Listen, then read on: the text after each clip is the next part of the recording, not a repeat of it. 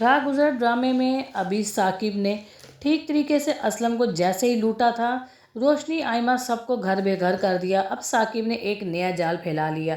ثاقب نے اپنی بہن نیلما کے لیے ایک اور بھاری عمر کا آدمی پسند کر لیا جو بہت زیادہ ایجڈ تھا۔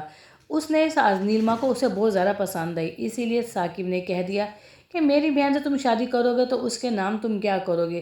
مجھے تسلی ہو کہ ہاں میں نے کافی عمر اس کے باپ کی عمر سے اپنی بہن کی شادی کی ہے، تو کل کلا کر تم جب مر جاؤ گے تمہاری تو اولاد تمہاری حصے دار بن کر کھڑی ہو جائے گی، مگر میری بہن نیلما کے ہاتھ میں کیا آئے گا؟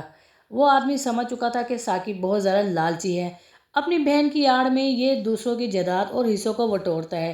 اس لیے اس آدمی خاموشی سے ثاقب کو خریدنا چاہا اور پوچھا ثاقب سے، تم آخر کیا چاہتے ہو؟ اتنے میں ثاقب کہے گا ڈیفینس میں اور ڈی ایچ اے میں میری بہن کو کوئی فلیٹ دو جس میں مجھے پتہ چلے کہ ہاں میری بہن بھی سیو ہے، میں نے صحیح ہاتھوں میں اس کی شادی کی ہے۔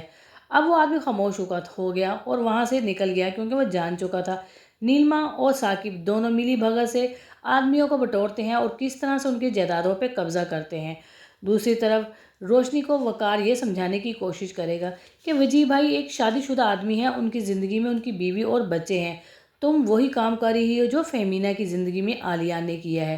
روشنی بہت پریشان ہوگی، وقار سے پوچھنے کی کوشش کرے گی کہ وقار آپ کھل کر بتاؤ، جس پر وقار بتائے گا کہ آئمہ کو آدھی آدھی رات میں نے وجی کے کمرے میں آتے جاتے دیکھا ہے اور اب دیکھو کس طرح سے لون میں اسے کافی پکڑا رہی ہے، وجی نے بھی آئمہ کا ہاتھ تھام لیا تھا۔